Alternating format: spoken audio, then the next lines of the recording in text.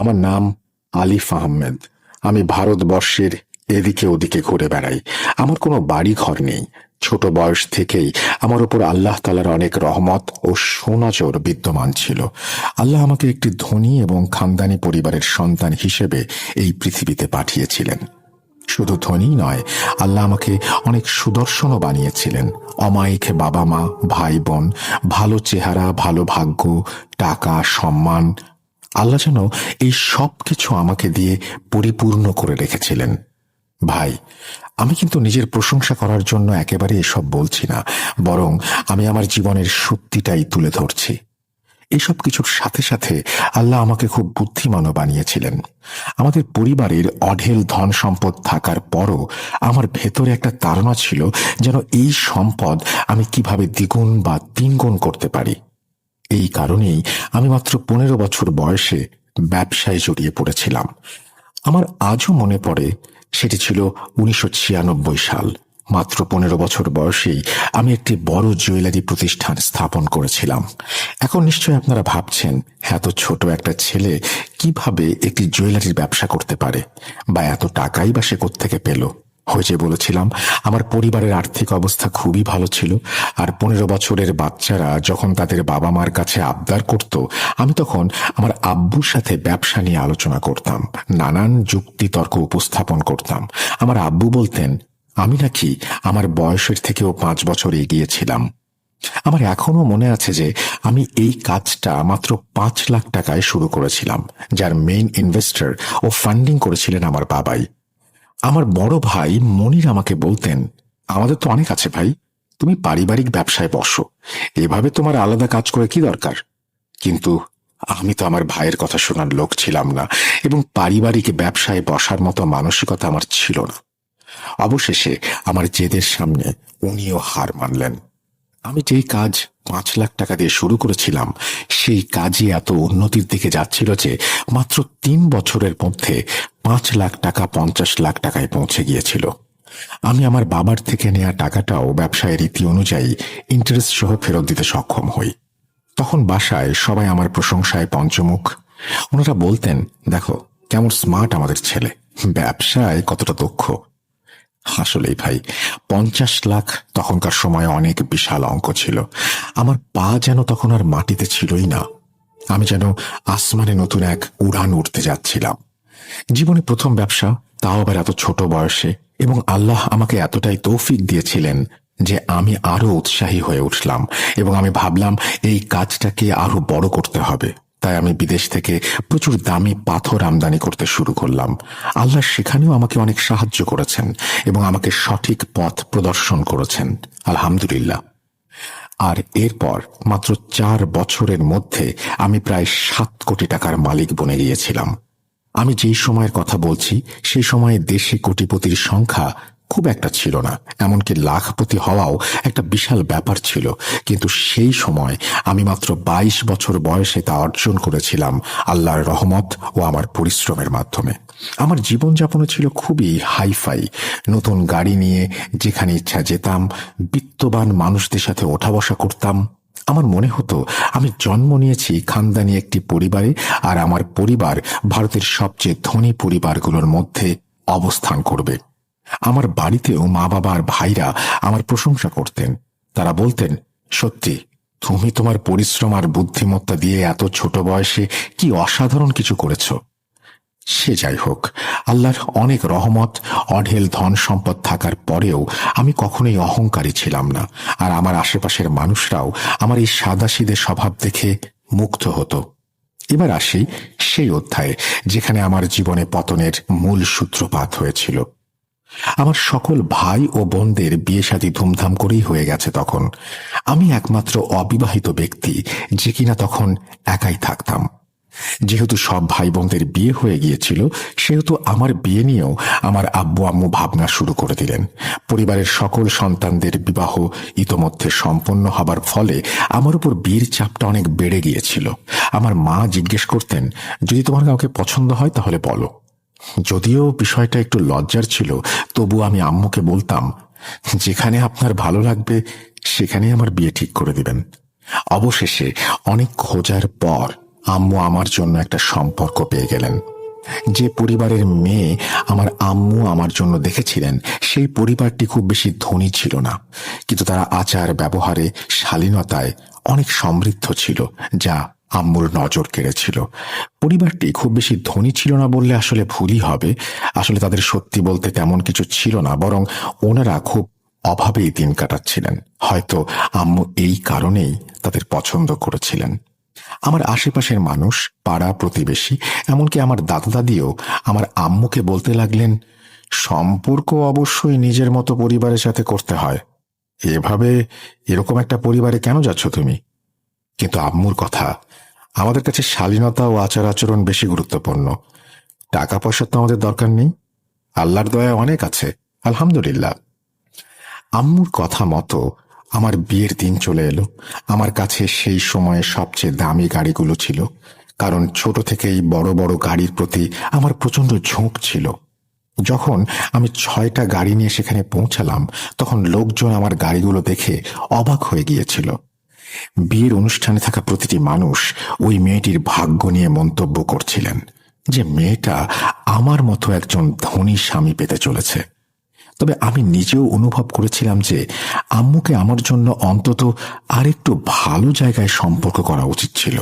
কিন্তু সে সময়টা এমনই ছিল যে বাচ্চারা খুব একটা কথা বলতো না, বিশেষ করে বিয়ের ব্যাপারে, আর মা বাবার প্রতিটি নির্দেশ মাথা নত করে শুনত।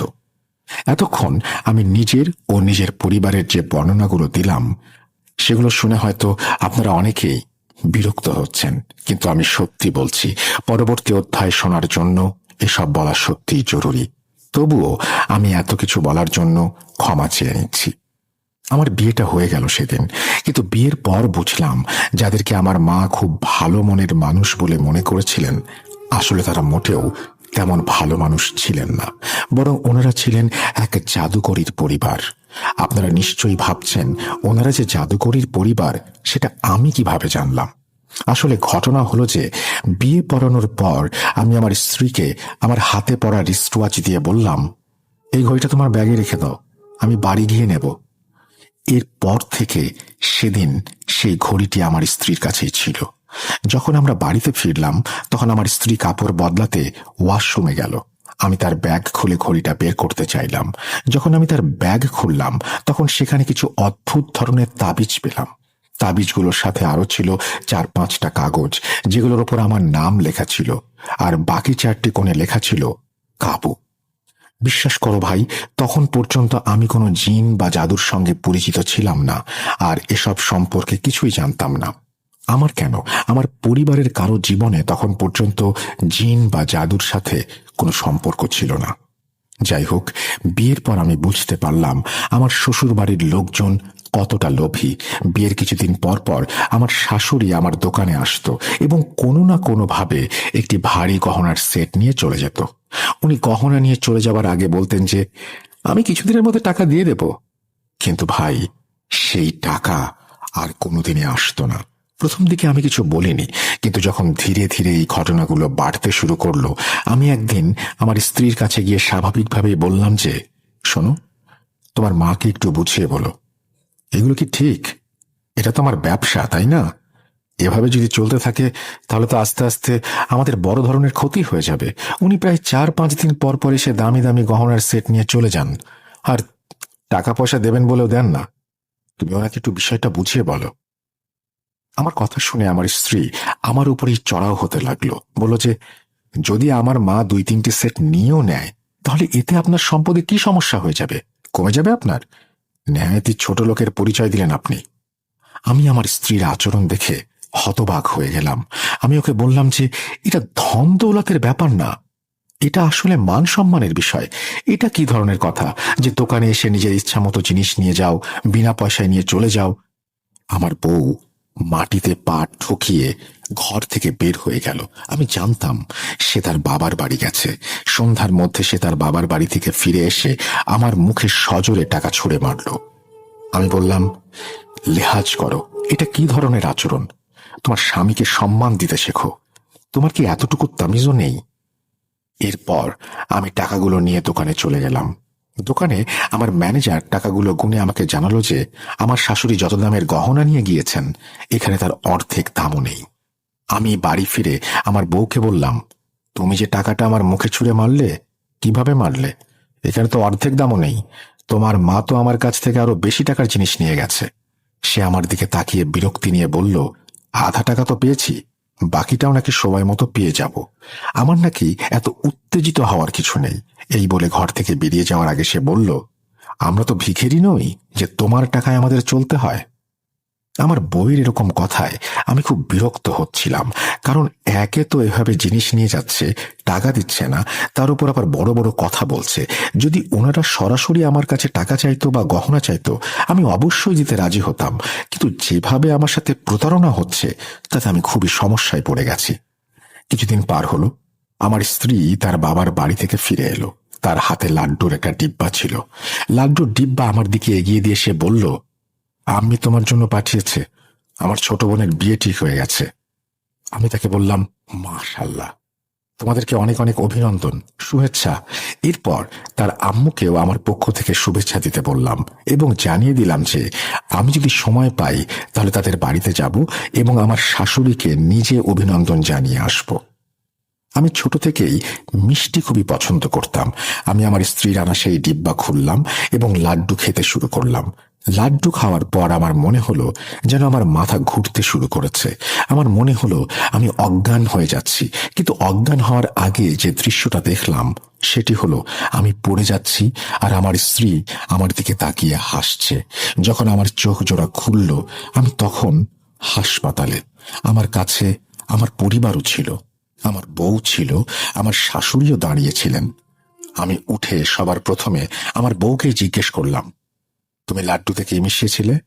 একদম হঠাৎ করেই আমার বউ আর শাশুড়ি অস্থির হয়ে গেল। আমার শাশুড়ি বললেন, বাবা, আমরা তো কিছু মিশাইনি। আমি ওনার থেকে মুখ ফিরিয়ে নিয়ে আমার বড় ভাই মনিরকে বললাম, ওই লাড্ডু খাওয়ার পর আমার শরীর খারাপ হয়ে গেছে। আমার পরিবার অবাক হয়ে আমাকে জিজ্ঞেস করলো, কোন লাড্ডু? আমি বললাম, আমার বউ তার বোনের বিয়ের খবর জানানোর জন্য যে লাড্ডু নিয়ে এসেছিল সেই লাড্ডু। আমার কথা শুনে আমার বউ আর শাশুড়িকে অনেক বেশি চিন্তিত লাগছিল। আমার শাশুড়ি বলছিলেন, কি বলছো বাবা, আমরা তো খুশিতে লাড্ডু পাঠিয়েছিলাম, তো এতে কি কিছু মেশাতে হবে? তোমরা ডাক্তারের কাছে জিজ্ঞেস করো তাহলে আমরা লাড্ডুতে কিছু মিশিয়েছি কিনা, ওরাই বলবেন। আমার ভাই ডাক্তারের কাছে গেলেন। যখন তারা ডাক্তারের কাছে এই ব্যাপারে জিজ্ঞেস করলেন যে আমাকে বিষ বা অন্য কিছু দেয়া হয়েছে কিনা, ডাক্তার উত্তরে বললেন, না, এমন কিছু নয়, শুধু তার ব্লাড প্রেশারটা লো হয়ে গিয়েছিল, এই কারণেই অজ্ঞান হয়ে গিয়েছেন। এখন ডাক্তারও এই ব্যাপারে নিশ্চিত করেছিলেন যে কোনো বিষ জাতীয় কিছু দেয়া হয়নি।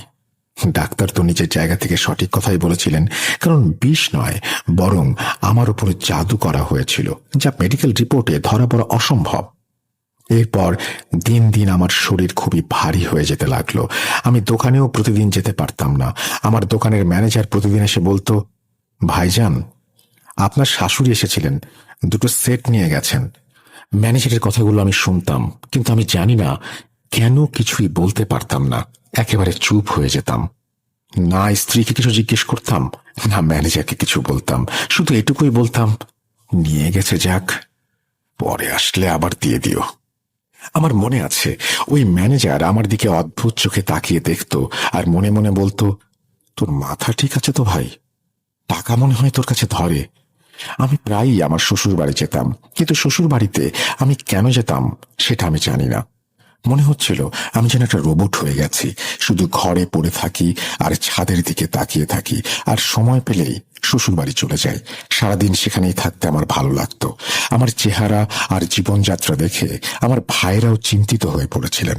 মা আমাকে বুঝিয়ে সুঝিয়ে বলতেন, বাবা, তোমার কি হয়েছে, নিজেকে সামলাও, দেখো তো ফাটা কাপড় পরে ঘুরছো। আমি শুধু শুনতাম, কিন্তু আমি তাদের প্রশ্নের কোনো উত্তর দিতে পারছিলাম না। এভাবে জীবন চলে যাচ্ছিল, আর আমার বিয়েরও 2 বছর হয়ে গেছে। আল্লাহর রহমতে আমার টুইন বাচ্চা জন্ম নিয়েছে। আমি তাদের জন্য পাগল ছিলাম। নিজের যে কোনো কিছুর থেকে তাদের 2 বোনকে আমি সব থেকে বেশি ভালোবাসি। কিন্তু আমার স্ত্রী সন্তান প্রাপ্তিতে একদমই খুশি না। তার আচরণ দেখে মনে হতো সে বাচ্চা চায়নি কোনোদিন। বাচ্চা হওয়ার পর সে প্রায় 2 মাস করে নিজের বাপের বাড়িতে চলে যেতে শুরু করে এবং বাচ্চাদের নিয়েই সেখানে যায়। সে জানতো আমি আমার বাচ্চাদের কতটা ভালোবাসি, তাদের ছাড়া আমি একদিনও থাকতে পারবো না। কিন্তু সে জেনেও আমাকে বিরক্ত করার জন্য মায়ের বাড়িতে বসে থাকত। যদিও আমার শাশুড়ির আমার দোকান থেকে গহনা কিনে নিয়ে যাওয়ার ব্যাপারটা এখনো চলছিল। একদিন আমি খবর পেলাম আমার দোকানের এক কারিগর দোকান থেকে 1 লাখ টাকার গহনা নিয়ে পালিয়ে গেছে। এই কারিগরটি সেই ছিল যে প্রতিদিন আমার ম্যানেজারকে হিসাব দিত। আমার দোকানের স্টাফদের আমি এমনভাবেই বলে রেখেছিলাম যে আমি না থাকলে পুরো দোকানটা তাদের হাতেই থাকতো। এটা আমার ব্যবসার জন্য খুবই খারাপ একটা সিদ্ধান্ত ছিল। আমার দোকানে না যাওয়ার কারণে কাজ স্লো হয়ে গিয়েছিল। তার উপর ছেলেগুলো সুযোগ পেল, নিজেদের ইচ্ছে মতো চলতে লাগলো। মাঝে মাঝে তো দোকান দুপুর পর্যন্ত বন্ধই থাকতো। এখন আবার ওই কর্মচারী চুরি করে পালিয়ে গেছে। চুরির পর আমার পরিবার আমাকে বুঝিয়ে বলল, আলিফ, তুই দোকানে যা, একটু সময় দে। তোর বিয়ে হয়ে গেছে, কিন্তু তুই কেন এমন হয়ে গেছিস বুঝতে পারছি না। তাদের কথায় আমি দোকানে যাওয়া আবার শুরু করলাম, কিন্তু 1-2 ঘন্টার বেশি বসে থাকতে পারছিলাম না। এত বেশি জটিলতা হচ্ছিল, নানা চিন্তা আসতে লাগলো মনে। কখনো মন খারাপের চিন্তা, কখনো কারিগরদের ধোঁকা দিয়ে, কখনো এদের নিয়ে, আর কখনো ওদের নিয়ে। আমার মনে হতো আমি দোকান থেকে উঠে পালিয়ে যাই। যখন শ্বশুর বাড়ি যেতাম তখন বাচ্চাদের সাথে দেখা করতে গেলে সেখানে স্ত্রীর আচরণ খুব খারাপ থাকতো আমার সাথে। আমি ডিপ্রেশনের শিকার হতে শুরু করেছিলাম। মনে হচ্ছিল আমার মধ্যে অনেক খারাপ দিক আছে, এই কারণেই মানুষ আমাকে আর পছন্দ করত না। আর ডিপ্রেশন দেখে আমার ভাই আমার বন্ধুদের আশ্রয় নিলেন। এমন খারাপ পরিস্থিতিতেও আমার স্বাভাবিক হবার একটু আশা ছিল, কারণ এখনো আমার পুরনো কিছু ভালো বন্ধু বান্ধব ছিল। একদিন এক ঘনিষ্ঠ বন্ধু আমাকে জোর করে বাড়ি থেকে টেনে নিয়ে গেল। সে আমাকে প্রথমে একটা পার্কে নিয়ে গেল। সেখানে আগে থেকেই আমার আরো কিছু পুরনো বন্ধুরা উপস্থিত ছিলেন। আমরা সবাই একে অপরের পাশে বসে পড়লাম। আমি তাদের সাথে বিয়ের পরে প্রথমবারের মতো দেখা করতে গিয়েছিলাম। তারা আমাকে জিজ্ঞেস করলো, তুই কোথায় চলে গিয়েছিলি রে ভাই? কিরে, তোর কি ভাবিকে বেশি পছন্দ হয়েছে যে বন্ধুদেরকেও ছেড়ে দিলি? আমি তাদের কোনো কথার উত্তর দিতে পারছিলাম না। যখন তারা আমার মৌনতা আর আমার চেহারার এমন অবস্থা দেখল, তখন তারা আমার জন্য চিন্তিত, উদ্গ্রীব হয়ে গেল এবং জিজ্ঞেস করতে লাগলো, তোর কি হয়েছে? তোর এই মলিন মুখ, পুরনো কাপড়, তোকে তো চেনাই যাচ্ছে না। আমি বিষয়টি এড়ানোর জন্য বললাম, দোস্ত, বিয়ের পর দায়িত্ব বেড়ে যায়, তারপর মানুষ নিজেকে সময় দিতে পারে কোথায়? এরপর আমি দেখলাম একদম হ্যান্ডসাম একটা ছেলে যে কোট প্যান্ট পরে এসেছে আমাদের সঙ্গে এসে বসে গেল। সে সবার সাথে মুসাফা করছে, আর সবাই তার সঙ্গে এমনভাবে কথা বলছে যেন তারা তাকে ভালো করেই চেনে। তাকে দেখে আমার পুরনো দিনের কথা মনে পড়ে গেল। একসময় আমিও এমন সুন্দর পোশাকে বাইরে বের হতাম। তারপর আমার বন্ধু সেই ছেলের সঙ্গে আমার পরিচয় করিয়ে দিল। আমার বন্ধু আমাকে দেখিয়ে বলল, এ হলো আলিফ, যাকে নিয়ে প্রায় কথা হয়। তারপর সেই ব্যক্তির দিকে তাকিয়ে বলল, এটা মিরাজ সাহেব, ভাই ভাই সুগার মিলের মালিক। ইনি এখন আমাদের গ্রুপেরই সদস্য আর আমাদের খুব ভালো বন্ধু। আমি ওনার দিকে তাকিয়ে সালাম দিলাম। উনিও বসে বসে হাসতে হাসতে আমাকে সালাম দিলেন। আমিও হাসি দিয়ে উত্তর দিলাম। আমরা পরের 2 ঘন্টা সেখানে বসে গল্প গুজব করতে থাকলাম। কিন্তু এই 2 ঘন্টায় আমি বারবার অনুভব করছিলাম যে মিরাজ সাহেব আমার দিকে অপলক দৃষ্টিতে তাকিয়ে আছেন। যেভাবে উনি আমাকে দেখছিলেন তাতে আমি বেশ অস্বস্তিতে পড়ে যাচ্ছিলাম। যখন আমার বন্ধুরা আড্ডা শেষ করে উঠে যেতে লাগলো, মিরাজ সাহেব আমাকে বললেন, আলিফ সাহেব, আমি আপনার সাথে একটু কথা বলতে চাই। আপনি কি একটু সময় করে প্লিজ আসবেন আমার সাথে? আমার বন্ধুরা বলল, ভাই, তুই তাহলে ওনার সাথে বস, আমরা যাই। আমার সকল বন্ধুরা ইতোমধ্যে চলে গিয়েছিল। তখন শুধু আমি বসেছিলাম আর আমার সঙ্গে মিরাজ সাহেব। এদিক সেদিকে কথা বলছিলেন তিনি। হঠাৎ তিনি বললেন, আলিফ সাহেব, আপনি জানেন আমি কিছু কবিরাজি আমলও জানি। আল্লাহ আমাকে প্রচুর সম্পদ দিয়েছেন, কিন্তু এই জ্ঞান অর্জনের উদ্দেশ্য ছিল শুধুই আমার শখ। আমি হাসতে হাসতে মাথা নেড়ে বললাম, আচ্ছা, যেমনটা সাধারণ মানুষ করে। আমার মনে হলো যদি তিনি সত্যিই কবিরাজি আমল জানতেন, তাও আমি তার কাছে কি চাইতাম, কারণ যেমন পূর্বে বলেছি, তখন পর্যন্ত আমি এই জাদু টোনা সম্পর্কে কিছুই জানতাম না। এরপর ওনার সবকিছু শোনার পর আমি বললাম, শুনুন ভাই, খুব ভালো লাগলো, কিন্তু এখন আমাকে অনুমতি দিন, বাড়ি যেতে হবে। তখন তিনি বললেন, না, আমি আপনাকে দরকারি কাজে থাকতে বলেছি, এবং যে কথাগুলো আমি আপনার সম্পর্কে বলছি সেটা আমি আজ পর্যন্ত কাউকে বলিনি, কিন্তু আপনাকে বলার একটা উদ্দেশ্য আছে, কারণ আমি দেখতে পাচ্ছি যে আপনার জীবন খুবই দ্রুত নষ্ট হয়ে যাচ্ছে। আমি মিরাজ সাহেবকে বললাম, একটু পরিষ্কার করে বলেন আপনি কি বলতে চান, আমি আপনার কথাগুলো বুঝতে পারছি না।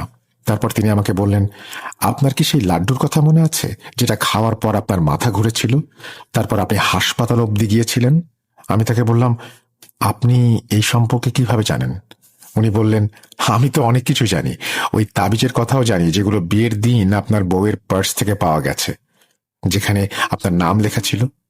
তার কথা শুনে আমার মনে হচ্ছিল যেন বিদ্যুৎ চমকালো, আমি যেন একেবারে হতবাক। ঠিক আছে, লাড্ডুর ব্যাপারটা এমন হতে পারে যে আমার বন্ধুদের মাঝে কেউ হয়তো তাকে বলেছে, কিন্তু ওই ঘড়ির ব্যাপারটা তো আমি ছাড়া কেউ জানতো না। ওই রাতে যখন আমি পার্স খুলে ঘড়ি বের করতে গেলাম, তখন তার মধ্যে যে তাবিজ এবং কাগজগুলো ছিল, এটা শুধু আমার জানার কথা, আর কারো না। আমি তাকে জিজ্ঞেস করলাম, ওই তাবিজ আর কাগজগুলোতে আমার নাম লেখা ছিল। উনি বললেন, এগুলো সাধারণ কাগজ না, বরং এগুলো কালো জাদুর তাবিজ ছিল। আমি জিজ্ঞেস করলাম, আমার উপর কালো জাদু কে করবে, এবং এই কালো জাদু আসলে কি? উনি বললেন, এটা এক ধরনের নফসানি বিজ্ঞান, যেখানে কোনো জিনিসের শক্তি দিয়ে অন্যের উপর নিয়ন্ত্রণ করা হয়, তাকে ধ্বংস করা হয়, তার স্বাস্থ্যের ক্ষতি করা হয়। ওনার কথা শুনে আমি অবাক হয়ে গেলাম। তারপর আবার জিজ্ঞেস করলাম, আমার উপর কালো জাদু কে করবে? উনি বললেন, আপনার শুনতে কষ্ট হবে, কিন্তু আপনার বউও এখানে জড়িত আছে। আমি বললাম, মিরাজ সাহেব, আপনি এ কেমন কথা বলছেন? একজন বউ তার স্বামীর জীবন কেন নষ্ট করতে চাইবে? তিনি বললেন, তাদের উদ্দেশ্য একটাই, আপনাকে মেরে আপনার সম্পত্তি দখল করা, বা আপনার সম্পত্তি দখল করে আপনাকে রাস্তার ফকির বানিয়ে দেয়া। আর এই কাজটা তারা বিয়ের দিন থেকেই করছে। আমি বললাম, ঠিক আছে, আমি মানলাম, যদি সে জাদু করেও থাকে, তাহলে তার চিকিৎসা কি? মিরাজ সাহেব হাসলেন এবং বললেন, চিকিৎসা তো আছে, কিন্তু আমি জানি আপনি সেটা করবেন না। আমি বললাম, আমি চেষ্টা করব, বলুন কি করতে হবে। তখন তিনি বললেন, এখনই যান আর আপনার স্ত্রীকে তালাক দিয়ে আসুন। আপনার উপর যে জাদু করা হয়েছে তার একমাত্র সমাধান এটাই। এরপর কি করতে হবে সেটা আমি বলে দেব। তালাকের কথা শুনে আমার মাথায় বাজ পড়ল। আমি বললাম, আমি তাকে তালাক দিতে পারবো না ভাই, আমি কোনোভাবেই তালাক দিতে পারবো না। আর যদি তালাক দেই, তাহলে সে আমার বাচ্চাদের সাথে দেখা করতে দেবে না। মিরাজ সাহেব বললেন, আমি তো আগেই বলেছিলাম আপনি করবেন না, আর যেটা আমি আপনাকে জানাতে চেয়েছিলাম সেটা জানিয়ে দিলাম। এখন আপনি যান, আপনার যা ভালো মনে হয় তাই করুন। আল্লাহ আপনাকে নিরাপদে রাখুন, আমিন। এই বলে মিরাজ সাহেব সেখান থেকে চলে গেলেন। আমি অনেকক্ষণ ধরে চেয়ারে বসে তার কথাগুলো নিয়ে ভাবছিলাম, কিন্তু পরে মিরাজ সাহেবের কথাগুলো মাথা থেকে ঝেড়ে ফেললাম। মনে হলো সে হয়তো আমাকে ভুল বুঝিয়ে রেখেছে, কারণ আমি আমার বউকে চরম পর্যায়ে বিলিভ করতাম। এটা তখনের কথা যখন আমার স্ত্রী তার বাপের বাড়িতে থাকতে গেছে। প্রায় 4 মাস হয়ে গেছে, কিন্তু আমাকে তখন সে তার বাপের বাড়িতে গিয়ে আর বাচ্চাদের সাথে দেখা করতে দিল না। আমার ভিতর এমন একটা অবস্থা তৈরি হয়েছিল যে আমি না আমার স্ত্রীকে বলছিলাম তুমি এতদিন বাপের বাড়িতে কেন থাকো, না তার মাকে কিছু বলছিলাম যে আপনি এখনো কেন আমার দোকান থেকে ফ্রি সেট নিয়ে যাচ্ছেন। আমি খোলামেলা অনুমতি দিয়ে দিয়েছিলাম যে আমার শাশুড়ি যখন আসবে যা কিছু চাইবে দিয়ে দিতে। আপনারা ভাবতে পারেন যে প্রথম ঝগড়া আমার স্ত্রীর সাথে এই কারণেই হয়েছিল যে তার মা কেন ফ্রি সেট আমার দোকান থেকে নিয়ে যায়। এখন আমি নিজে অনুমতি দিচ্ছি, তাহলে এর মানে হলো আমি আসলে কারো প্রভাবের মধ্যে আছি। বুঝতে পারছেন? এক রাত্রে আমি স্বপ্ন দেখলাম যে একটা মেয়ের সাথে 4 মুখওয়ালা একটা বিশাল সাপ এসেছে আমার ঘরে। সাপ এত বড় যে যা দেখে আমি ভয় পেয়ে গেলাম। সে আস্তে আস্তে আমার দোকানে রাখা সব স্বর্ণালঙ্কারগুলো নিয়ে যাচ্ছিল। আমি চাইলেও কিছু করতে পারছিলাম না। যখন আমার চোখ খুলল, তখন আমি ঘেমে ভিজে একাকার। আমার হৃৎপিণ্ডের ধড়ক বেড়ে গিয়েছিল। যে মেয়েটাকে স্বপ্নে দেখে আমি খুবই চিন্তিত হয়ে পড়েছিলাম, সেদিনই সকালে 10টায় খবর পেলাম যে আমার দোকানে আগুন লেগেছে। আমি আর আমার ভাই সবাই দোকানে গিয়ে দেখলাম পুরো দোকান পুড়ে ছাই হয়ে গেছে। ভিতরের সব স্বর্ণ আর পাওয়া যাচ্ছে না। যেহেতু আগুন লাগলে স্বর্ণ নষ্ট হয় না, তাই এই স্বর্ণগুলো কোথায় গেল আমি কিছুই বুঝতে পারছিলাম না। স্বর্ণ চুরি করে দোকানে আগুন লাগানো হয়েছে তাহলে। আর হ্যাঁ, এখানে আরেকটা কথা বলতে ভুলে গেছি। আমার শাশুড়ি তার বড় ছেলেকে আমার দোকানেই চাকরি দিয়েছিল, এমনকি আগুন লাগার দিন অবধি সে চাকরিতে ছিল। সে 1 সপ্তাহ আগেই দোকানে জয়েন করেছিল। তার মানে কি, কেবল 1 সপ্তাহ হয়েছে সে এসেছে এমন ঘটনা ঘটল? আমি দোকানের সব দায়িত্ব ওকে দিয়েছিলাম, কারণ সে আমার পরিচিত। আর সব থেকে বড় কথা, সে আমার আত্মীয়। কমপক্ষে কর্মচারীদের একটা লাইনে রাখা যাবে তার মাধ্যমে, এই ভেবেই আমি তাকে চাকরিটা দিয়েছিলাম, তার মায়ের কথা শুনে। কিন্তু সে যা করেছে সেটা কর্মচারীদেরও পেছনে ফেলে দিয়েছে। এরপর আমার ভাই মনির বলছেন, এই কাজে হয়তো তোমার বউয়ের ভাইয়ের হাত আছে, সব ওরই করা। কিন্তু আমি তাদের বলেছিলাম, ভাই, যা হওয়ার হয়ে গেছে, টাকা কি জিনিস, আবার কামাই করে নেব। আমার ভাই আমার মুখের দিকে তাকিয়ে বলেছিলেন, এটা কি বলছিস? তোর কি মাথায় সমস্যা হয়েছে? এত কিছু হয়ে গেল, এখনো নিজের শাশুড়ি পরিবারকে কিছু বলছিস না কেন? আমি বললাম যে, বলছি না। কোনো সমস্যা তোমাদের? এই ঘটনার কিছুদিন পর আমার স্ত্রী ফিরে এলো।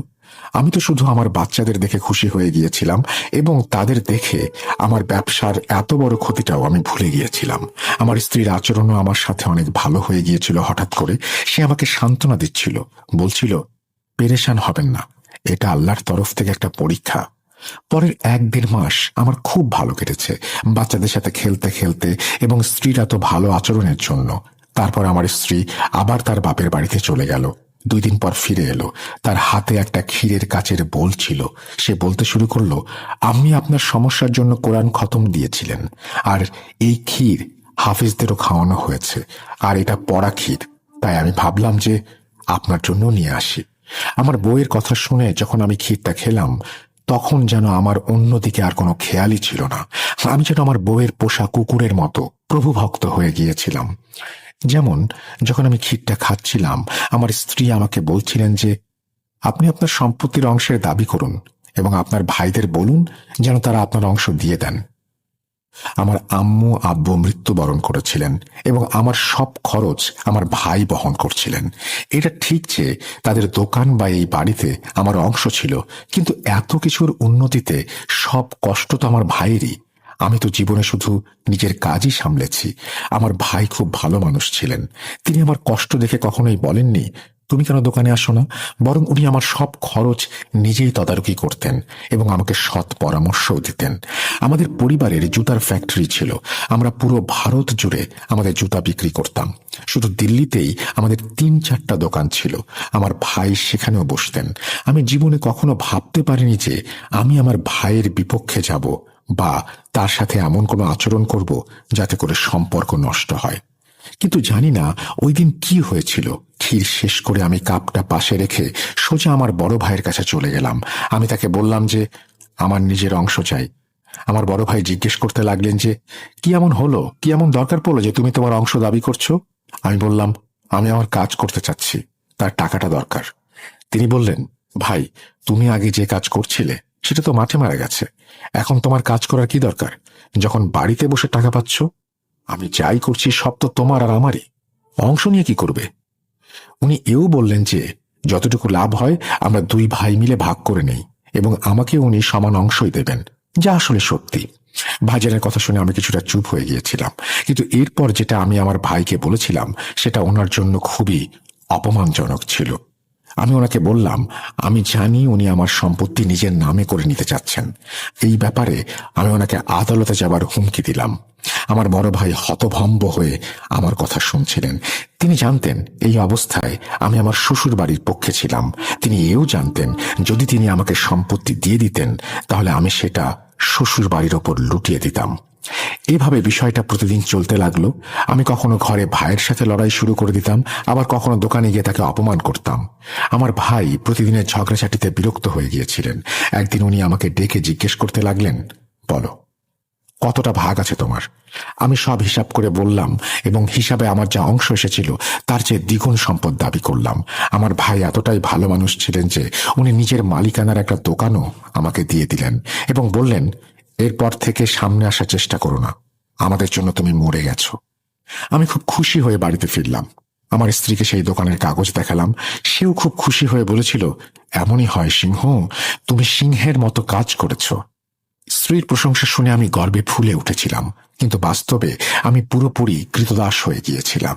সে যা বলছিল আমি তাই করছিলাম।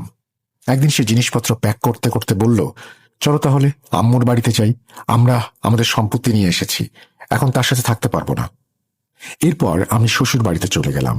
সেখানে আমার এমন একটা ভিআইপি ট্রিটমেন্ট হচ্ছিল যেন আমি দেশের রাজা। কিন্তু আসলে এখন আমি তাদের দয়া দক্ষিণার ওপরে ছিলাম, কারণ জানি না তারা আমাকে কি খাওয়াচ্ছিল আর কতটা জাদুর প্রভাবের দিকে ঠেলে দিচ্ছিল। আমার অবস্থা এমন ছিল যে তারা উঠতে বললে আমি উঠতাম, তারা বসতে বললে আমি বসতাম, তারা দাঁড়াতে বললে আমি দাঁড়াতাম। একদিন আমার শাশুড়ি বলতে লাগলেন, বাবা, দোকান তোমার নামে আছে, এমন যদি হয় যে কাল তোমার ভাই আবার দোকানের দাবি করে এই দোকানটা আবার দখলে নেয়। আমি বললাম, জি আম্মি, তাহলে আপনি কি চান, আমাদের কি করা উচিত? তিনি বললেন, বাবা, এই মুহূর্তে তোমার জন্যই চিন্তা করছি, ভালো হবে যদি কিছু সময়ের জন্য এই দোকানটা আমার ছেলের নামে করে দাও। এতে আর সে দাবি করতে পারবে না, দখলও নিতে পারবে না, সহজ হয়ে যাবে ব্যাপারটা। আমি ওনার প্রস্তাব ফিরিয়ে দিতে পারলাম না। আমি তাদের একটা পোষা কুকুরের মতো বললাম, ঠিক আছে আম্মি, যেভাবে আপনি চান। এরপর আমি আমার দোকানটা আমার শ্যালকের নামে করে দিলাম। আমি জানি খুব রাগ হচ্ছে শুনে আপনাদের। আমার সাথে যা যা হয়েছে সেগুলো সবকিছু সীমা পার করে ফেলেছিলাম, ভাবলেই রাগ আসে। যেই দিন দোকানটা আমি আমার শ্যালকের নামে লিখে দিলাম, সেদিন থেকে আমার শ্বশুর বাড়ির মানুষের আচরণ পাল্টে গেল। 3 দিনের মধ্যে তারা আমাকে বাড়ি থেকে বের করে দিল। 1 সপ্তাহ পরে দোকানের নোটিশ এসে গেল। আমি রাস্তায় এসে পড়লাম। মিরাজ সাহেব যে কথা বলছিলেন সেটা সত্যি হয়ে গেল। পরের কিছুদিন আমি বন্ধুদের কাছে থাকলাম। ভাইকে আমার অবস্থার কথা জানানোর পর আমার সঙ্গে তিনি দেখা করেননি, কিন্তু আত্মীয়দের মাধ্যমে আমাকে সাহায্য করে গেছেন। পরের 10 বছরের মধ্যে আমার ভাইয়ের অবস্থাও খারাপ হয়ে গেল। ভাতিজারা তো মুখ দেখাতো না। ছোটবেলা থেকে আমার প্রতি তাদের মনে ঘৃণা জন্মে গিয়েছিল, সেটা বড় হয়েও যায়নি। আমার স্ত্রী আমাকে তার সন্তানদের সাথে দেখা করতে দেয়নি। আর আমার জীবন এই রকম, কখনো দরবারে গিয়ে খাই, সেখানেই রাতে ঘুমিয়ে পড়ি, কখনো কোনো হোটেলের বাইরের বেঞ্চে শুয়ে পড়ি। এক সময়ের রাজপুত্র, আজ ভিখারির মতো। কি একটা জীবন কাটাচ্ছি। প্রতিটা মুহূর্তে মরার জন্য দোয়া করি। জানি তোমরা ভাবছো আমি চাকরি করি না কেন। বিশ্বাস করো, আমাকে দিয়ে কিছু হবে না। যদি কিছু করতে চাইও, তাও কিছু হবে না। আমার বয়সও তেমন বেশি হয়নি, কিন্তু তবুও বেঁচে থাকতে ইচ্ছা করে না। আমার একটা বন্ধু আছে দরবারে, যে তোমাদের গল্পগুলো শোনে। একদিন তোমার জাদুর গল্প শুনে ভাবলাম তোমার বন্ধুর সাথে পরিচিত হই, আমার জীবন কাহিনীও শেয়ার করি তোমাদের সাথে, সবাইকে বলি আমার সাথে কি হয়েছিল। আমি তোমার বন্ধুর মাধ্যমে এই ঘটনাটি পাঠাচ্ছি। যারা এই ঘটনা শুনছেন তারা আমার মৃত্যুর জন্য দোয়া করবেন, কারণ আমি বাঁচতে চাই না। মাফ করো আমাকে।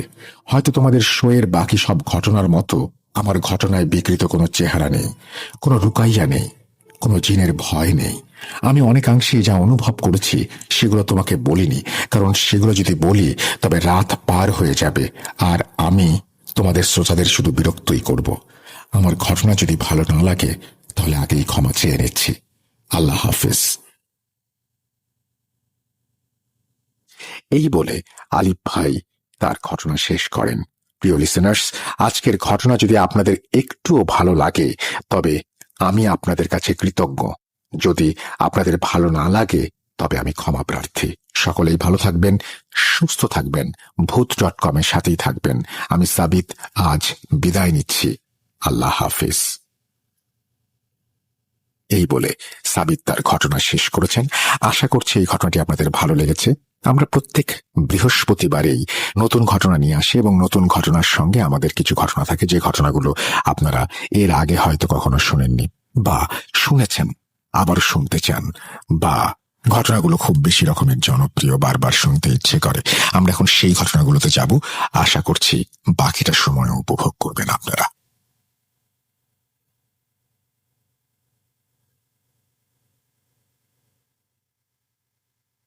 যেভাবে লেখা আছে আমি সেভাবেই শুরু করছি। আসসালামু আলাইকুম রাসেল ভাই ও প্রিয় শ্রোতা বন্ধুরা, কেমন আছেন আপনারা? আশা করি সকলেই সবসময় খুব ভালো আছেন ও সুস্থ আছেন।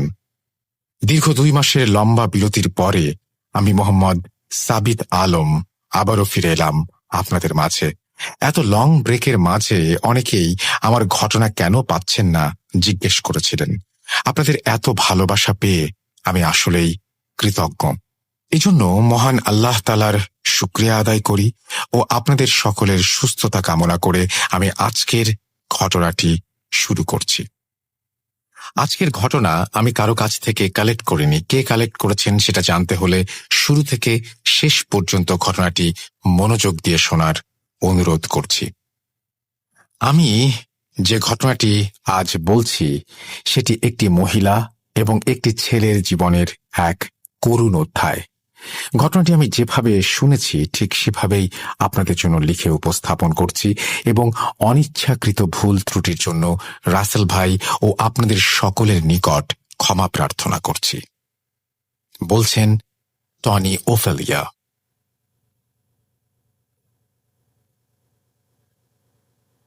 মানুষ বলে মৃত্যুর পর বাকি হেভেন ও হেলের রাস্তা খুলে যায়। কি বলে হেভেন আর হেলের অস্তিত্ব শুধু মৃত্যুর পরেই হয়ে থাকে? কিছু মানুষের জন্য হেভেন ও হেল দুনিয়াতেও বিরাজমান। কি মনে হয় বিরাজমান নয়? যদি তাই না হয় তাহলে আমার স্ত্রীর সাথে কি ঘটেছিল জানতে চান? আমার স্ত্রী লিলি ওফেলিয়া, তার জীবন কাহিনী শুনুন তাহলে। আমাদের বিয়ের মোটামুটি কয়েক বছর পর আমার স্ত্রীর আচরণে আমি কিছু অদ্ভুত বিষয় লক্ষ্য করি। স্বাভাবিকভাবে লিলি রাত 10টার পর নিজের প্রেয়ার শেষ করে ঘুমিয়ে যেত, কিন্তু বেশ কিছুদিন যাবৎ সে ঠিকমতো প্রেয়ার করছিল না আর রাতে ঘুমোতেও যাচ্ছিল না। মধ্যরাতে বিছানায় আমি লিলির ফিসফিস আওয়াজ শুনতে পেতাম। কি যেন সব বলতো সে, এবং আমি সেগুলো কিছুই জানি না। একদিন কিছু অস্বাভাবিক আওয়াজ শুনে আমি আমার পাশে থাকা টেবিল ল্যাম্পের সুইচটা অন করে দেখি লিলি আমার দিকে তাকিয়ে আছে আর কাঁদছে। আমি এক লাফ দিয়ে উঠে বসি বিছানায়। লিলিকে আমি তার কান্নার কারণ জিজ্ঞেস করলে সে আমাকে বলে কিছুদিন ধরে তার সাথে কিছু অস্বাভাবিক বিষয় ঘটে চলেছে। আমি ঘটনাগুলি জানতে চাইলে সে এড়িয়ে যেতে চায়, কিন্তু আমি নাছোড়বান্দা। আমি তাকে জিজ্ঞেস করেই যাচ্ছিলাম। এমন সময় সে বিড়ালের মতো হিস হিস করতে থাকে ও এক পর্যায়ে তার ভয়ানক রকমের খিঁচুনি উঠে যায়। আমার ফ্যামিলিতে শুধুমাত্র আমি আর লিলি এই দুজন সদস্যই ছিলাম। অনেক কষ্টে একা একা লিলিকে স্বাভাবিক করে তোলার পর তাকে আমি জিজ্ঞেস করি আসলে কি সমস্যা হচ্ছে। আনমনা ভাবে আমার স্ত্রী আমাকে জানায় যে অদ্ভুত সব স্বপ্ন দেখছে সে ইদানিং। লিলির এতটুকু কথা শোনার সাথে সাথেই আমার বাড়ির পাশে যেন কুকুরের ফোর্স এসে জোরে জোরে ডাকা শুরু করে দিল। হঠাৎ এতগুলো কুকুর আমার বাসার পাশে কোত্থেকে এলো? ওরা বোধহয় চাচ্ছিল না যে লিলি আমাকে সবকিছু খুলে বলুক। আমি জানালা খুলে কুকুরগুলোকে তাড়াতে যাব, এমন সময় জানালা খুলে দেখি বাইরে একটা কুকুরও নেই। আমার বাসার জানালার পাশে একটা ছোট্ট কবরস্থান ছিল। আমি দেখলাম একটা বিশাল আকৃতির কুকুর একটা কবরের পাশে দাঁড়িয়ে আছে। তার চোখগুলো জলজল করছিল আর মুখ দিয়ে মনে হয় লালা ঝরছিল। তাকে দেখে অনেক বেশি রাগান্বিত মনে হচ্ছিল আমার। সত্যি বলতে আমিও কুকুরটাকে দেখে কিছুটা ভয় পেয়ে যাই আর জানালা বন্ধ করে দেখি লিলি বড় বড় চোখে আমার দিকে তাকিয়ে আছে।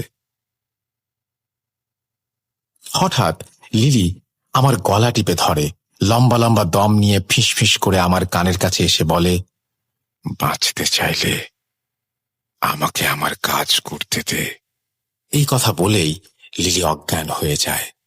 লিলির জ্ঞান ফিরলে তাকে অনেকটাই স্বাভাবিক লাগছিল। আমি লিলিকে ডাক্তার দেখাবো বলে ঠিক করলাম, কিন্তু আশ্চর্যজনকভাবে ডাক্তারি চেক আপে লিলির কোনো মেজর সমস্যাই ধরা পড়ল না। আমি চিন্তায় পড়ে গেলাম যে যদি কোনো মেডিকেল ইস্যু না হয়ে থাকে তাহলে লিলির সাথে এসব কি হচ্ছে আর কেনই বা হচ্ছে। 7-8 দিন পর এক রাতের ঘটনা। রাত তখন 1টা পার হয়ে গেছে বলে মনে হচ্ছিল। আমি ঘুমোচ্ছিলাম, 12টার কিছুটা আগে হবে। হঠাৎ আমার গালে আমি ভেজা কিছুর অস্তিত্ব অনুভব করলাম। আমার ইনস্টিংক্ট বলছিল এটা সামথিং ডেঞ্জারাস। হঠাৎ আমার চোখ খুলে যায় আর আমি দেখতে পাই লিলি আমার ঘাড়ের ওপর নিঃশ্বাস ফেলছে।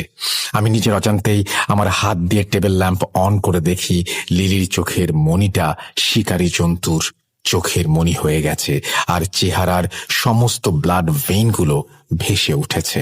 আমার দিকে তাকিয়ে সে হাসছে আর সাপের মতো হিস হিস করতে করতে বলছে, তোর লিলির সময় চলে এসেছে, পারলে বাঁচা। আমি লিলিকে সজোরে একটা চড় দিয়ে জোরে চিৎকার করে উঠে বলি, লিলি, এসব কি বলছো তুমি? হুঁশে আসো, তুমি হুঁশে আসো। আমার কথা শেষ হবার আগেই লিলি বিছানায় অজ্ঞান হয়ে পড়ে গেল। জ্ঞান ফেরার পর সে যথারীতি স্বাভাবিক। আমি বুঝতে পারছিলাম না কি হচ্ছে এসব।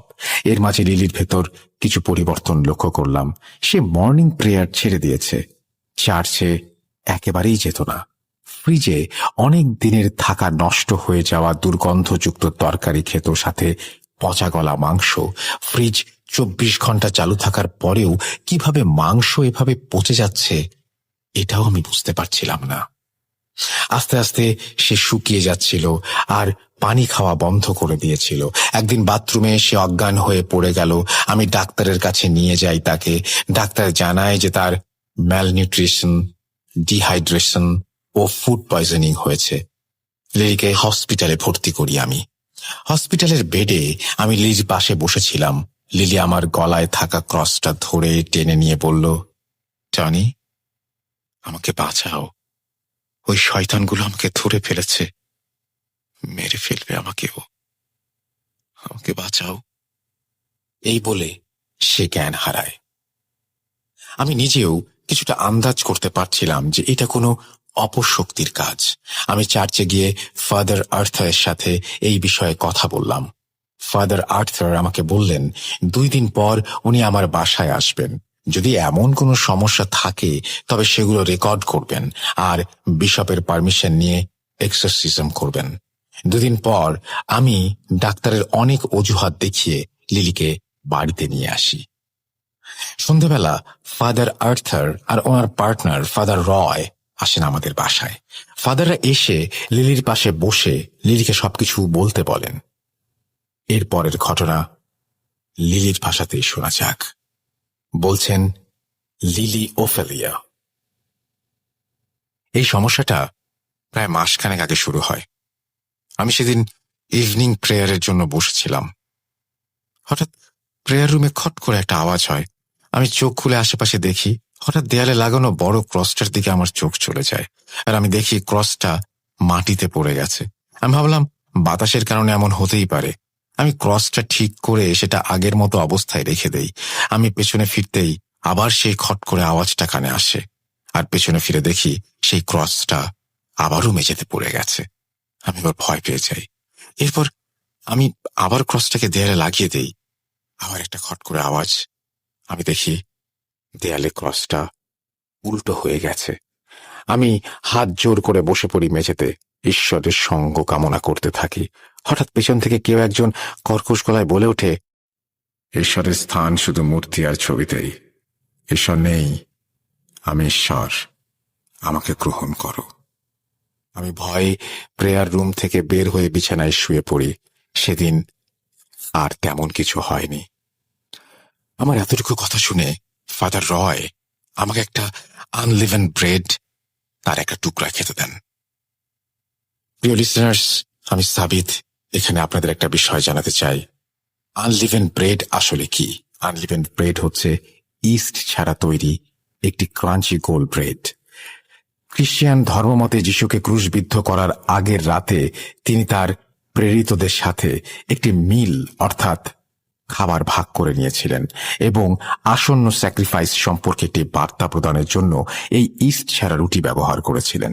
তিনি রুটিটি ভেঙে শিশুদের দিয়েছিলেন এবং তাদের পরিত্রাণের জন্য এটি তার দেহের প্রতিনিধি মনে করে খেতে বলেছিলেন। কিছু চার্চ বিশ্বাস করে যে রুটিটি যিশুর দেহের প্রতিনিধি অর্থাৎ পবিত্র। কোনো মানুষ পজেসড হলে এই রুটির মাধ্যমে তার পজেশন আইডেন্টিফাই করা যায়। চলুন লিলি ওফেলিয়ার ভাষায় ফেরা যাক। আমি ফাদারদের বলি মাসখানেক সময়ে যদি টনি বাসায় থাকতো না, তখন আমি বিছানায় বা সোফায় যেখানেই বসি সেগুলো কেঁপে উঠত। বিছানা আমাকে টেনে ধরে রাখত। আমি টনিকে আগেই জানাতে চেয়েছিলাম, কিন্তু শয়তান কণ্ঠে কেউ আমাকে বলতো যদি টনিকে জানাই তো ওরা টনিকে মেরে ফেলবে। কিন্তু আর কষ্ট সহ্য করতে না পেরে আমি টনিকে সব বলে দেই। আমি ধাপে ধাপে 3টি স্বপ্ন দেখতাম সব সময়। স্বপ্নগুলি আমি ধাপে ধাপে বলছি। প্রথম স্বপ্ন, আমি দেখতাম যে আমি একটি ধোঁয়াময় জায়গায় দাঁড়িয়ে আছি, আর আমার চারপাশে সাপের মতো হিস হিস শব্দ, নরকের মতো অসহ্য যন্ত্রণায় আমার শরীর জ্বালা পোড়া করছিল। এর মাঝে আবছা একটা অবয়ব আমি দেখতে পাই। দ্বিতীয় স্বপ্ন, আমি আবার সেই ধোঁয়াময় জায়গা দেখতাম যেখানে আমি কষ্ট পাচ্ছিলাম। হঠাৎ একটা আবছা অবয়ব আমার দিকে হাত বাড়িয়ে দেয় আর আমাকে বলে, হোল্ড মাই হ্যান্ড। আমি তার হাত ধরতে চেয়েও ধরতে পারতাম না। তৃতীয় স্বপ্ন, এবার আমি দেখলাম আমি একটি জানালার রুমে বন্দি। আমি পজেসড। দুজন ফাদার আমার এক্সোসিজম করছে, কিন্তু পারছেন না। হঠাৎ এক মাঝ বয়স্ক যুবক এসে এক্সোসিজমে অংশ নেয়।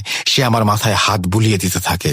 আস্তে আস্তে আমি শান্তি অনুভব করি, আর এরপর আমি ঘুমিয়ে যাই।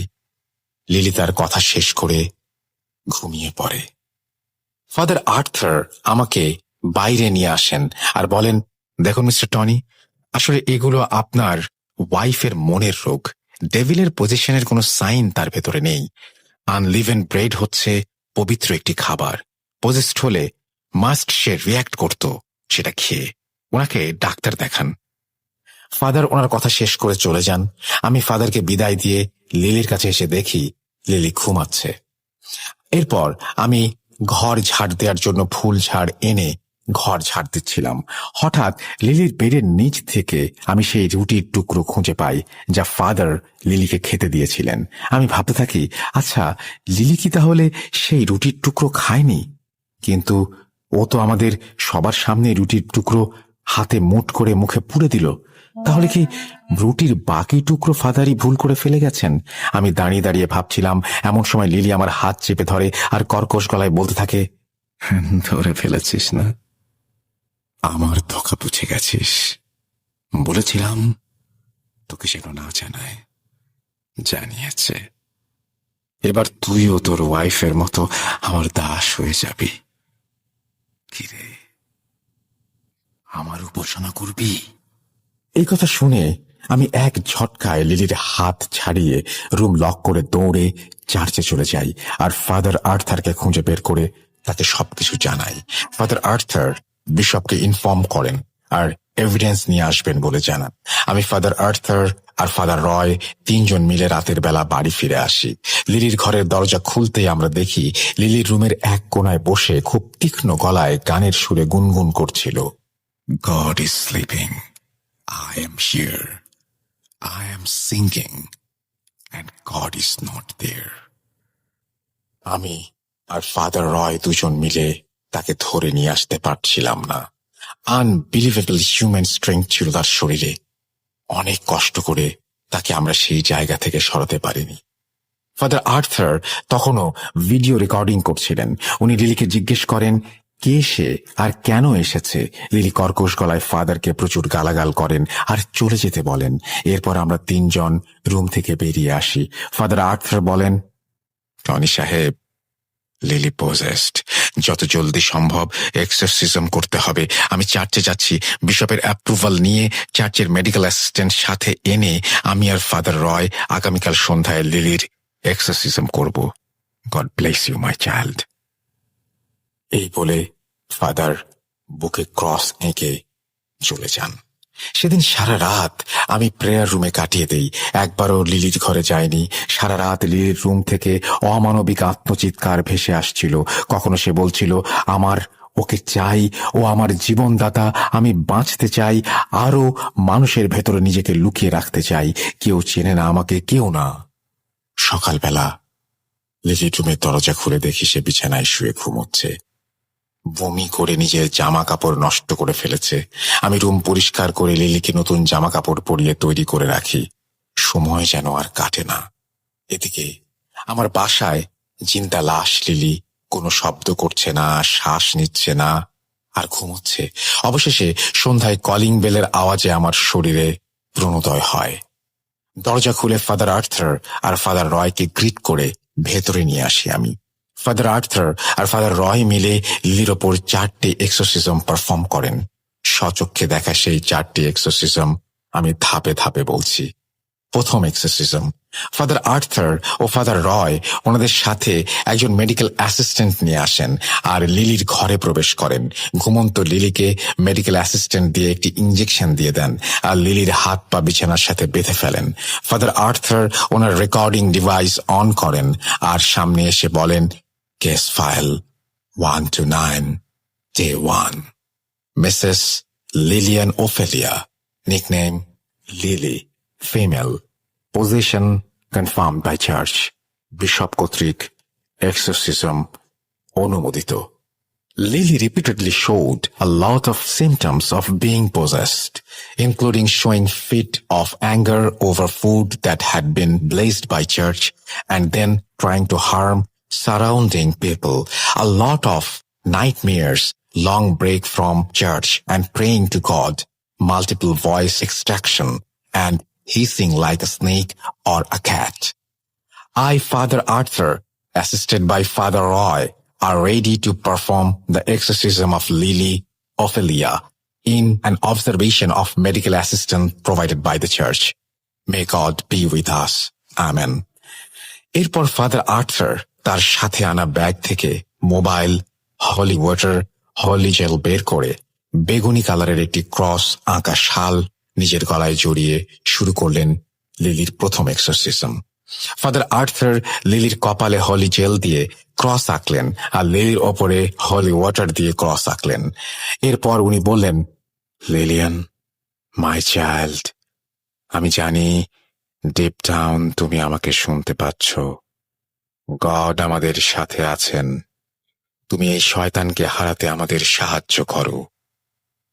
এরপর ফাদার আর্থার আর ফাদার রয় বাইবেল হাতে নিয়ে in the name of father, the god and the Holi spirit বলে বাইবেলের ভার্স পড়া শুরু করলেন। 2-3 মিনিট বাইবেল পড়ার পর লিলি নড়ে চড়ে উঠল আর ফাদারকে দেখে জন্তু জানোয়ারের মতো গ্রল করতে শুরু করলো।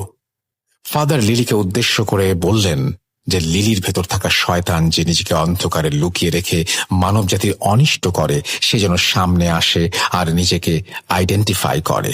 লিলি তার হাত পায়ের বাঁধন খোলার চেষ্টা করছিল আর লিলির নিচে থাকা বিছানাটি যেন কাঁপছিল।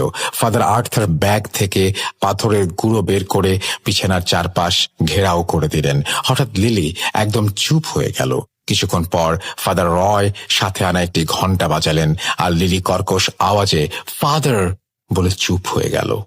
ফাদার লিলিকে জিজ্ঞেস করলেন সে কে আর কেন এসেছে। লিলি ফাদারকেই ফাদারের জীবন কাহিনী বলল। ফাদার বললেন এসব বলে ওনাকে ভয় দেখিয়ে কোনো লাভ নেই। এরপর লিলি ফাদার রয়ের দিকে তাকিয়ে বলল, আমার পুরুষ শরীর প্রয়োজন। আমি জানি তুই শয়তানকে বিশ্বাস করিস। তোর মা বাবা বাঁচতে পারত কিন্তু গড তাকে বাঁচায়নি। গড নেই, শয়তানের কাছে আয়, তোর মা বাবাকে তুই আবার ফিরে পাবি। ফাদার রয় এসব শুনে ভয়ে মুষড়ে পড়ছিলেন আর ওনার হাত থেকে বাইবেল পড়ে যায়। ফাদার আর্থার তখন ফাদার রয়কে জোর করে একটি ধমক দেন আর বলেন শয়তানের কথায় কান না দিতে। কিছুক্ষণ পর লিলি এত জোরে চিৎকার করতে শুরু করে যে ফাদার আর্থার নিজেও বাইবেল বিছানায় ফেলে কানে হাত দিয়ে ফেলেন। এমন সময় লিলির ডান হাতের বাঁধন খুলে যায় আর দড়ির টানে হাতের কবজি কেটে রক্ত বের হতে থাকে। মেডিকেল অ্যাসিস্ট্যান্ট তখন এক্সরসিজম বিরতি নেওয়ার পরামর্শ দেন। আমরা সবাই লিলিকে ধরি আর লিলিকে ইঞ্জেকশন দিয়ে আনকনশাস করে রাখা হয়। আমি সহ বাকি সবাই রুম থেকে বেরিয়ে আসি। ফাদার আর্থার ফাদার রয়কে তখন বকাবকি করছিলেন আর বলছিলেন এক্সরসিজমে বিলিফ আর ভক্তি মেইন। শয়তানের কথায় কান দিলে সে ম্যানিপুলেট করবেই, তাই তার কথায় কান দেয়া যাবে না। ফাদার রয়ের ভক্তিতে যেন কোনো সন্দেহ না থাকে বলে সতর্ক করে দেন। আমি ফাদারকে জিজ্ঞেস করি যে এক্সরসিজম কেন কাজ করছে না। ফাদার বলেন ডেভিলটা মেবি অনেক বেশি বয়স্ক আর ক্ষমতাশীল। কোনো একটা স্পেশাল পারপাসে সে লিলিয়ানের ওপর ভর করেছে। এক্সরসিজম করতে করতে দুর্বল হলে এক সময় ছেড়ে যাবে, না হলে কিছু করার থাকবে না। এরপর ফাদার আর্থার ফাদার রয়কে আরো এক দফা সাবধান করে দিয়ে এক্সরসিজম রিজিউম করতে বলেন এবং রুমে প্রবেশ করেন। আমি এবার ভেতরে যাই। লিলিয়ানের অবস্থা দেখা আমার পক্ষে সম্ভব না। ফাদার ভেতরে বাইবেল পড়ছিলেন, আমি শুনতে পাচ্ছিলাম। একাধিক ভয়েসে লিলিয়ান কথা বলছিল, একাধিক ভাষায় লিলিয়ান বলছিল আর চিৎকার করছিল। ফাদাররা অনেকবার তার নাম জিজ্ঞেস করলেও সে বলেনি। প্রায় 1 ঘন্টা চেষ্টা করার পর ফাদাররা রুম থেকে বেরিয়ে আসেন। মেডিকেল অ্যাসিস্ট্যান্টের মতে আজকে এক্সরসিজম কন্টিনিউ করাটা লিলিয়ানের শরীরের পক্ষে ক্ষতিকর হতে পারে বলে সেদিনের মতো এক্সরসিজম সমাপ্ত করে দেয়া হয়। ফাদাররা চলে গেলে আমি লিলিয়ানের রুমে যাই। বমি করে রুমের চারপাশে ছেটানো, রুমের জিনিসপত্র উল্টো পাল্টা করা, বিছানার 1 পা ভাঙা। কষ্টে, রাগে আর দুঃখে আমার শরীর যেন জ্বলছিল। আমি লিলির সামনে গিয়ে জিজ্ঞেস করি, আমার স্ত্রীর শরীরে কে? কেন আমার স্ত্রীকে সে এত কষ্ট দিচ্ছে? লিলি নিশ্চুপ, তার হাতে স্যালাইন লাগানো, সে যেন বেঁচে থেকেও মৃত। দ্বিতীয় এক্সরসিজম। বিকেলের দিকে ফাদার আর্থার আর ফাদার রয় ওনাদের সহযোগী নিয়ে আবার আসেন এক্সরসিজম করতে। যথারীতি ফাদার আর্থার রুমে গিয়ে টেপ রেকর্ডারে বলতে শুরু করলেন, case 1 to 9, the exorcism of Lillian Ophelia female, exorcism authorized by bishop. যা যা আগে বলেছিলেন সেগুলোই তিনি বলে যান। এরপর ব্রিফিং শেষে ফাদার আর্থার আবার লিলির এক্সরসিজম শুরু করেন। বাইবেলের ভার্স পড়ার সাথে সাথে ফাদার লিলির সাথে অনেক কথা বলেন। লিলির ভেতরে থাকা শয়তান ফাদারের সাথে অনেক বিষয় নিয়ে কথা বলে।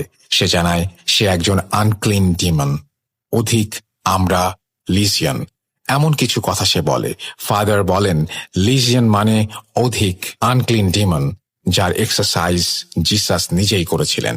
কিন্তু লিলিয়ানকে যখন জিজ্ঞেস করা হয় সে কে, তখন সে আমি নাম বলবো না বলে।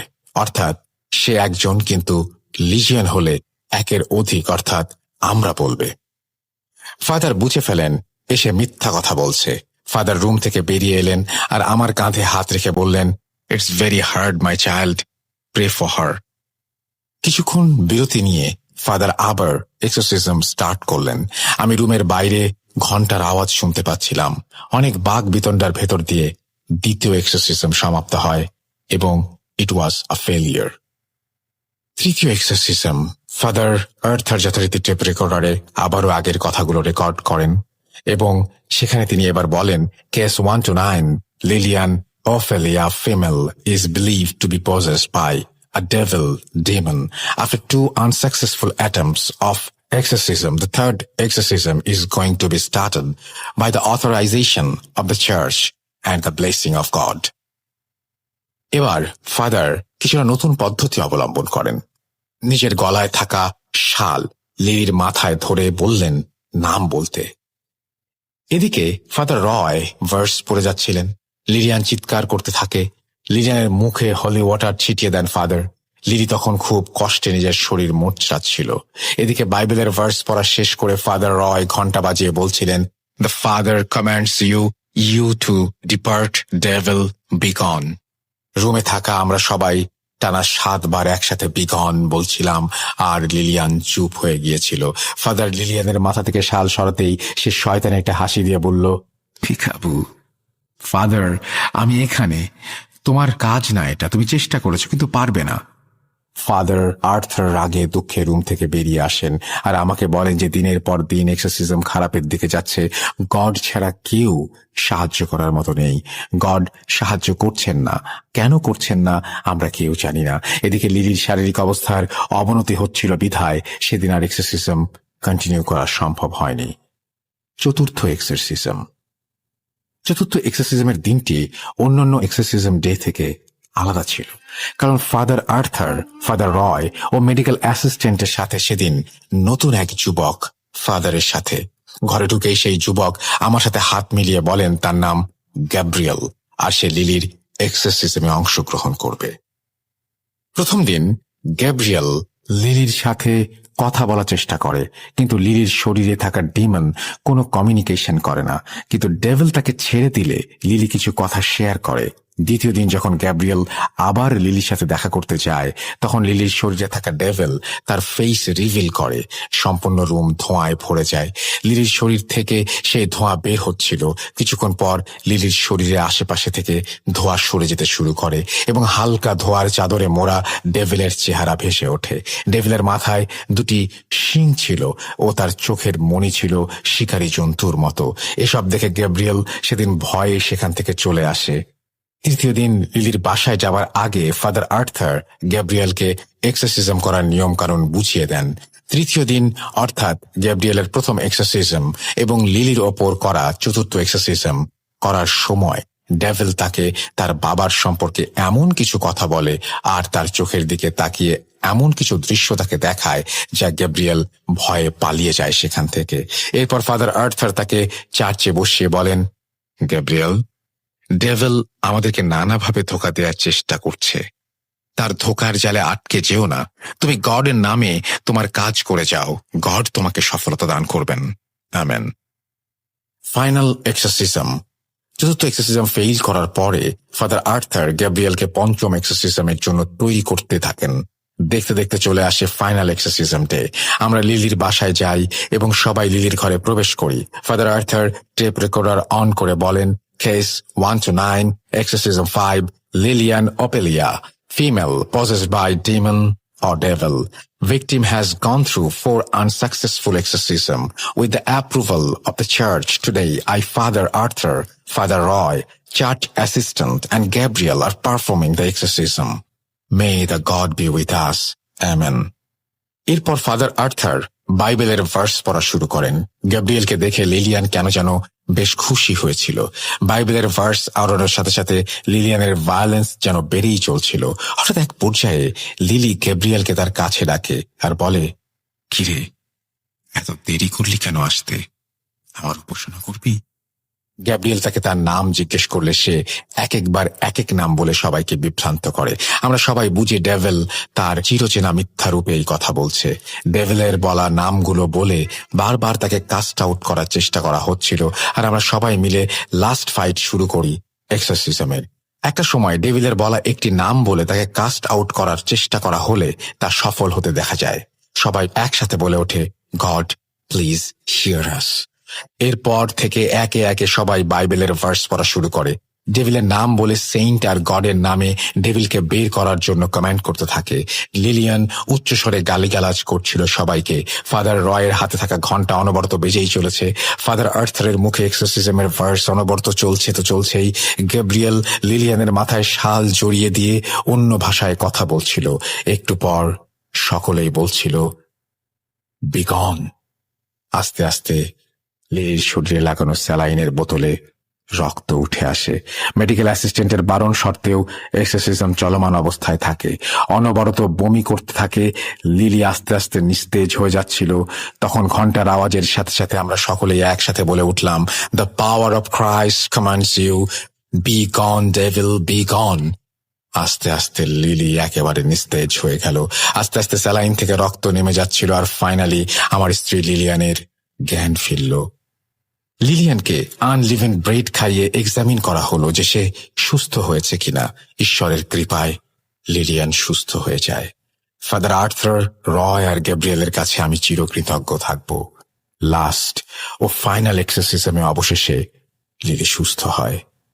এখন আসি গ্যাব্রিয়েলের কথায়।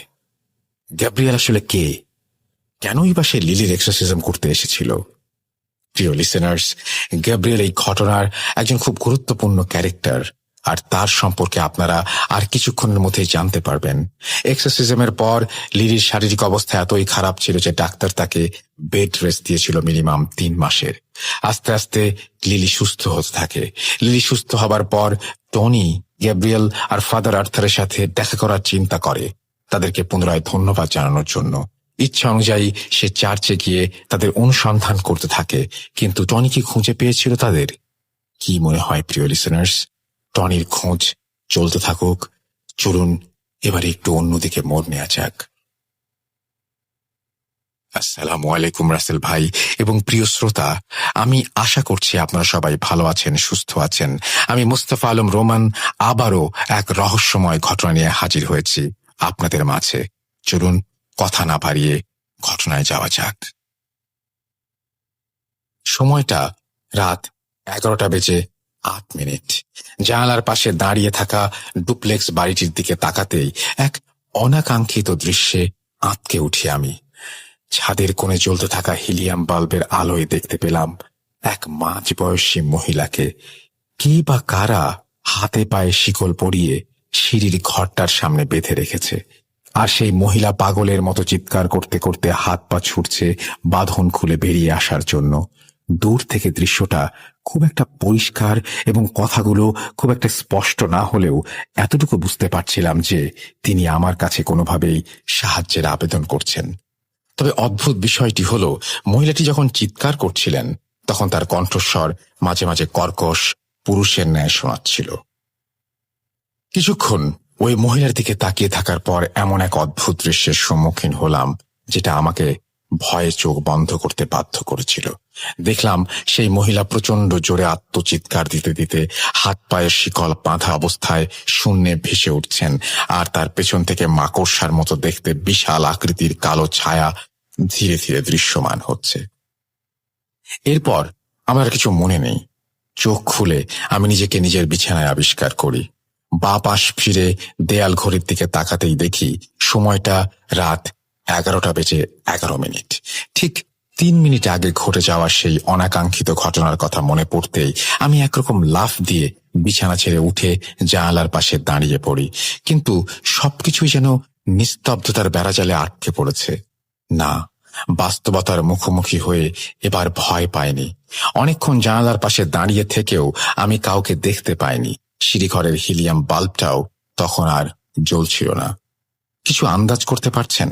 ওই মুহূর্তে বোধহয় আমিও ঠিকঠাক ভাবে কোনো কিছুর আন্দাজ করতে পারছিলাম না। কিন্তু খানিক পরেই বুঝলাম এতক্ষণ চোখের সামনে যা যা ঘটেছে দেখেছি তার কোনোটাই বাস্তব নয়, সবটাই ঘটেছে আমার স্বপ্নে। স্বপ্নের দৃশ্যপটটা আমার কাছে এতটাই পরিষ্কার ছিল যে বাস্তবতার সাথে স্বপ্নকে গুলিয়ে ফেলেছিলাম। যাই হোক, টাইম অফ কোইন্সিডেন্সের দুঃস্বপ্ন ভেবেই রাতটা কেটে যায়।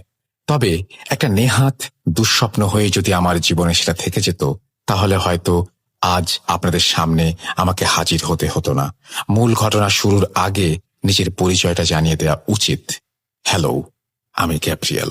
আমার জন্ম কানাডার কিউবেক শহরে। 25 বছরের এই জীবনে নিজের বলতে তেমন কেউ কিছুই আমার নেই। জন্মের সময় মা আর কিশোর বয়সে বাবাকে হারিয়েও আজও বেঁচে আছে। এতেই সৃষ্টিকর্তার প্রতি আমি কৃতজ্ঞ। নিজের পরিচয় বলতে যারাই আমাকে চেনেন তারাই আমাকে ফাদার মার্কাস এর ভাতিজা হিসেবেই চেনেন, যে কিনা মৃত্যুর আগ মুহূর্ত পর্যন্ত অসহায় মানুষের সেবায় নিয়োজিত ছিলেন। তবে মানব সেবায় নিজেকে উৎসর্গ করেও কিছু পাপের ভাগিদার হতে হয়েছিল বলেই হয়তো আজ আমাকেও সেগুলো ভুক্তভোগী হতে হচ্ছে। যাক, সেসব কথায় না হয় একটু পরে আসা যাবে। এবার একটু মূল ঘটনার দিকে অগ্রসর হই। প্রথম দিনের স্বপ্নটা আমাকে দুদণ্ড ভাবালেও পরদিন সকালে একটা দুঃস্বপ্ন ছাড়া আর কিছুই মনে হয়নি। কিন্তু ওই রাতে আমার জন্য আরো কিছু অনাকাঙ্ক্ষিত ঘটনা অপেক্ষা করছিল। আমি কল্পনাতেও সেটা ভাবতে পারিনি। ওই দিন কাজের চাপটা একটু বেশি হওয়ায় বাড়ি ফিরতে রাত হয়ে যায়। বেশ ক্লান্ত ছিলাম, বিধায় ডিনার শেষ করেই শুয়ে পড়ি। এরপর হঠাৎ আমার ঘুমটা ভেঙে যায়। ঘড়িতে সময় রাত 11:08। আমি যেন নিজের অজান্তেই বিছানা থেকে উঠে জানালার পাশে গিয়ে দাঁড়িয়ে পড়লাম। তবে সামনের ডুপ্লেক্স বাড়িটার ছাদের দৃশ্যপট এবার একটু ভিন্ন। সিঁড়িঘরে জ্বলতে থাকা হিলিয়াম বাল্বের আলোয় দেখতে পেলাম মাঝ বয়সী সেই মহিলা মলিন মুখে ছাদের রেলিং ধরে দাঁড়িয়ে আছেন, আর